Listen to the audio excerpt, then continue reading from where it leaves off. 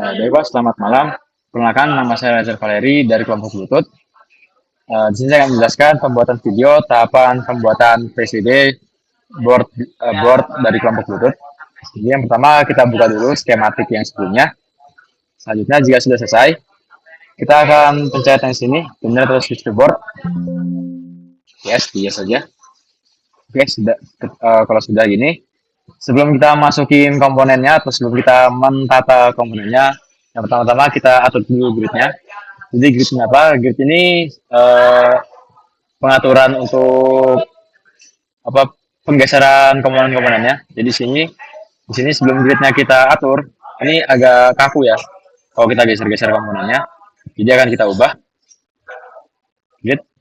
Sini kita ganti ke milimeter, size-nya kita ubah ke 0,1. Multiple-nya kita ubah ke 100. Display on, style juga boleh on. Oke. Nah, di sini kan jadi lebih luas ya kita buat geser-geserin komponennya. Oke. Selanjutnya kita sudah bisa mulai meletakkan komponen-komponennya.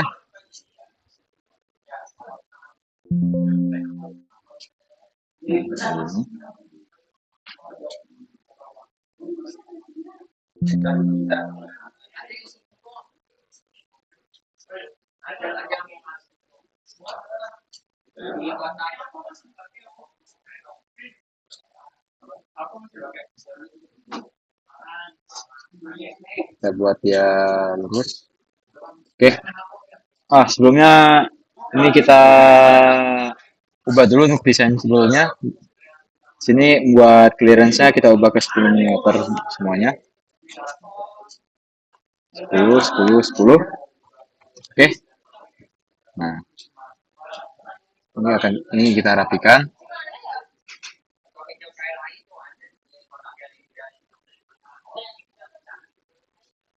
Oke.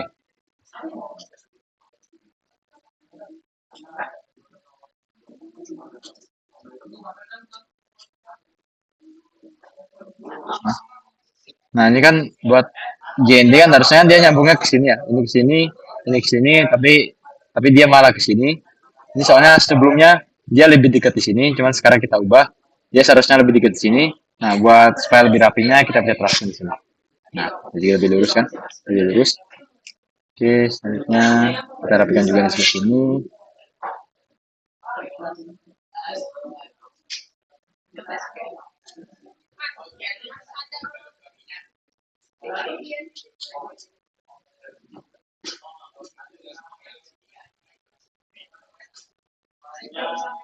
Ini untuk buat memutar komponen, ini kita select dulu ya komponennya. Terus kita klik kanan. Oke.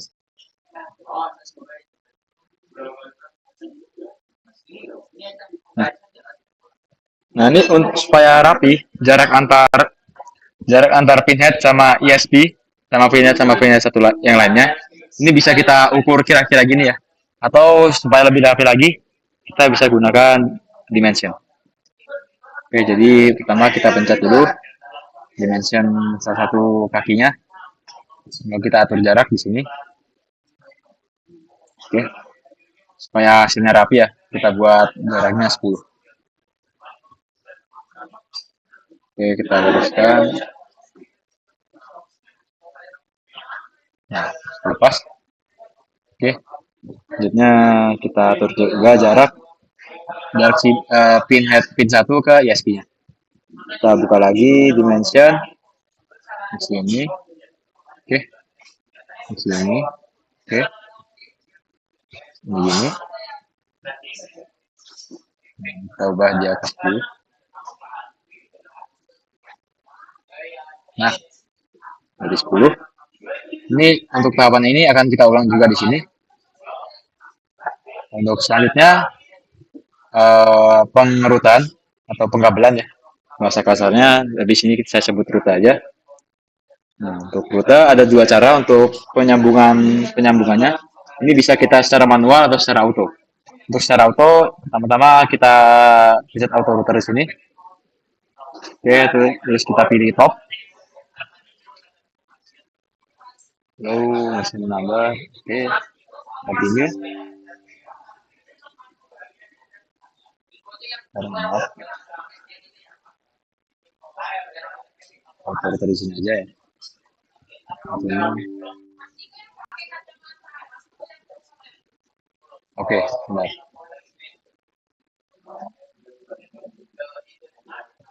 Oh ini dimatiin ya. DN. Nah, oke. Nah, ini kita pencet start.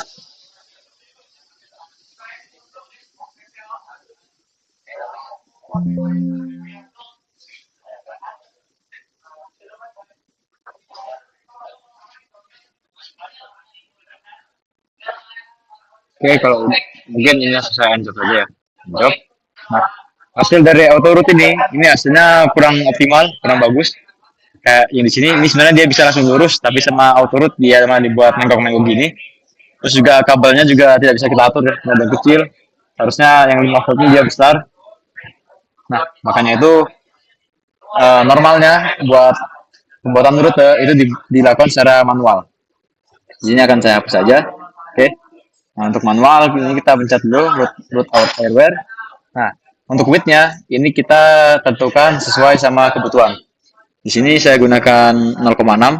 Sebenarnya 0,4 juga bisa. Soalnya emang tegangan yang kita gunakan di sini kan rata-rata cuma sampai 5 volt ya maksimumnya.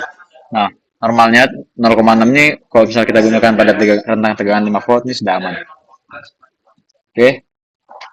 Nah, di sini kita lihat di sini kabelnya ini warna merah. Nah, warna merah ini menandakan pengerutannya itu di atas PCB. Soalnya PCB ada bagian atas sama yang bagian bawah ya. Yang bagian atas itu biasanya dibuat untuk meletakkan komponen. Nah, yang bagian bawah itu normalnya dibuat untuk pengerutan. Makanya ini yang bagian atas ini salah. Akan kita ubah ke bagian bawah. Nah, di sini satu top, 16 bottom, kita pencet. Terus kita baru buat. Ini dihapus dulu yang di sini ya. Delete. Terus kita rute satu-satu.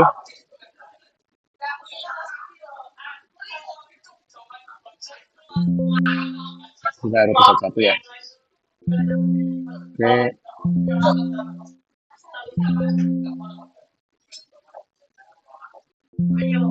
Rute satu-satu ya.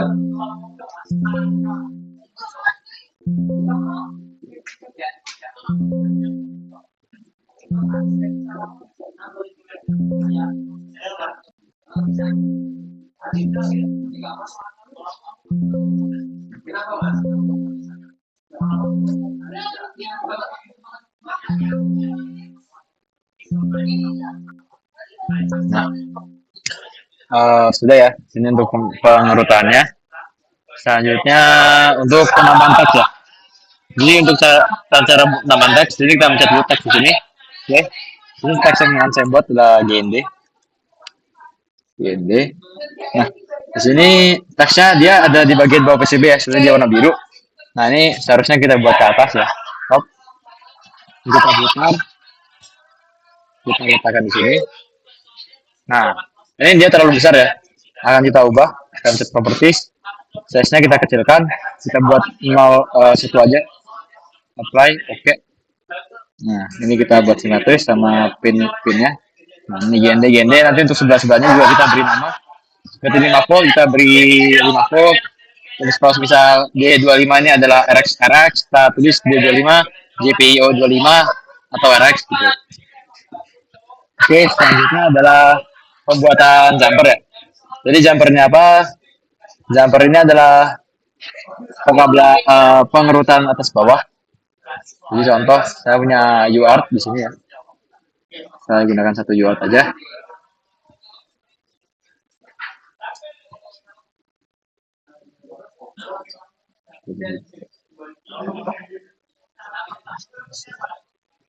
Oke, ini misal kayak gini. Ini kita di satu kita buat di sini. Ini kita buat ke bottom dulu ya. Kita rute ini ke sini. Oke. Nah, di sini buat D3, dia kan tempatnya di sini nih, di D3 di sini nih.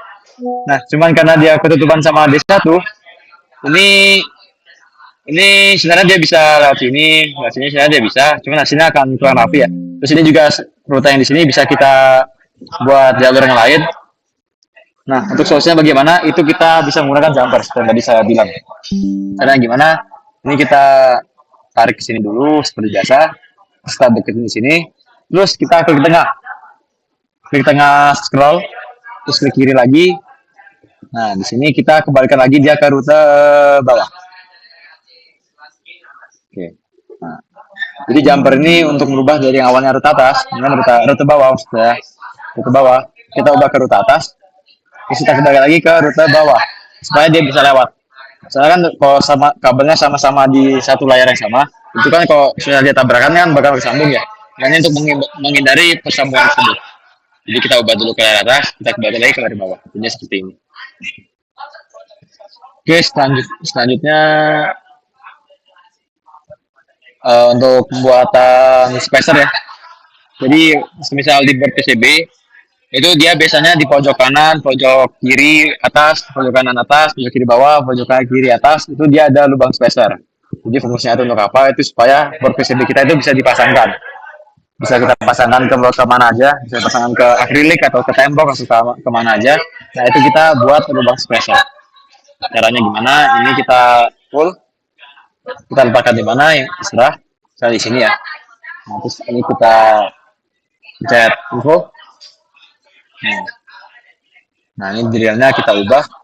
Normalnya dia itu misalnya adalah 3. Nah, akarnya segini ya drillnya. Ini kita geser aja. Sip segini. Sini kita copy, kita pastekan aja ke bawah sini.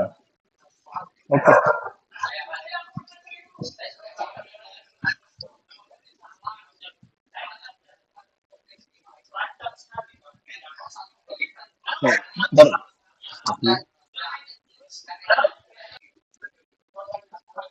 Oke, jika sudah semua ya. Ini kita akan rapikan juga ya. Buat komponen-komponennya kita rapikan. Kayak contoh UART ini kita buat di sebelahnya UART ini. Terus mungkin rotary encoder. Ini kita perhatikan dia perlu pin apa? Dia perlu pin D25, D26, D27, D25, D26, D27 itu ada di bagian kanan ISP. Maka akan kita letakkan di sini. Jangan di sini ya. Kalau di sini nanti dia muter-muter. Jadi kalau misal contoh dia di sini udah ada rute di sini. Nah, ini akan ketutup ya. Dia akan ketutup. Nah, ini akan malah lebih ribet ya. Malah kita harus ke sini. Belum lagi space yang di sini harus kita pakai buat UART yang dua ini. Nah, makanya ini kita perhatikan pin yang dipakai. Terus kita letakkan di daerah terdekat. Nah, ini akan kita taruh di sini. Nah,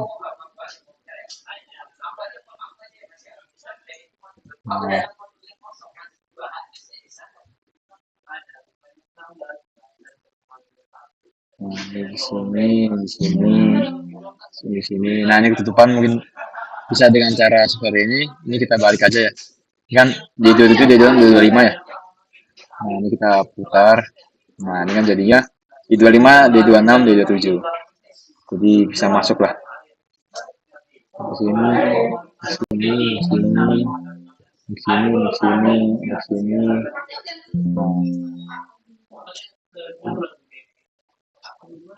Nah, ini gini. Oke, ini akan kita ulangi ya step-stepnya. Kita letakkan komponen, kita buat rute, kita letakkan komponen. Kalau misalnya rutenya ketutup, kita buat jumper. Ini juga kapasitor. Kapasitor kita letakkan. Ini kan kita perlu pin EN ya sama ground. Ini kita letakkan di sini saja. Yang dekat-dekat aja. Nah, habis itu yang lainnya ya kita letakkan sesuai kemauan kita lah. Sama seefektif mungkin. Terus buat power ini kita letakkan paling belakang saja. Ini buat sumber tegangan sama groundnya ya. Ini kita letakkan aja. Ini kalau sudah selesai, hasil sisanya akan jadi seperti ini ya. Di sini sudah saya letakkan komponennya dari UART 1, UART 2. Ini sudah serapi mungkin. Oh ya sama jumper ya. Jumper di sini jangan lupa untuk kita ubah ukuran drillnya. Soalnya kalau ukuran drillnya kecil nanti nggak masuk komponennya. Jadi kita pilih jumpernya, terus kita ubah. Ini kita klik kanan saja. Kita lihat info saja. Ya. Nah, ini deadline kita ubah ke 0,6 normalnya. Apply, oke. Oh ya, sama shape-nya kita ubah ke square aja, bentuk kotak. Ini supaya membedakan antara jumper sama pin-pin yang lainnya. Nah, di sini kan buat pin yang normal nih, pin-pin lubang-lubang kayak pin head, USP gitu-gitu bulat. Nah, jumper kita buat kotak aja supaya nggak bingung lah nanti kalau kita mulai nyolder. Nah, mungkin dibesarin lagi aja ya. Udah bakal 0,9. Baik. Ya. Oke, mungkin gitu aja ya. Spacer jangan lupa diletakkan di pojok kiri kanan atas bawah. Sama pin-pinnya dikasih nama setiap pinnya. Sini saya berikan nama sesuai sama datasheet. Datasheet ESP32. Sini ada D3 itu sebagai RX0 sama input output 13. Ini juga RX0 input output 1. Terus pindah-pindah yang di sini juga diberi keterangan juga supaya kita nanti kalau kita gunakan itu nggak salah ngoloknya. Nah, di sini D7, D26, D25. Kalau nggak ada nama-namanya ini kan kita harus ngecek salah satu ya. Terus kalau misalnya kita males, capek atau apa itu takutnya malah kita males buka buka data yang ini, nanti malah salah semua. Makanya ini kita berikan nama. Oke, mungkin begitu saja untuk tata cara pembuatan PCB. Terus kalau misalnya udah selesai, ini kita file, kita save di sini ya, save. Habis itu udah personal mau kalian cetak, mau kita cetak ke kemana ke tempat pencetakan itu ya tinggal di share aja filenya. Biasanya kalau file legal itu semua pencetakan tuh bisa semua. Oke, mungkin gitu aja. Sekian dari saya. Mohon maaf kalau ada salah kata. Wassalamualaikum warahmatullahi wabarakatuh.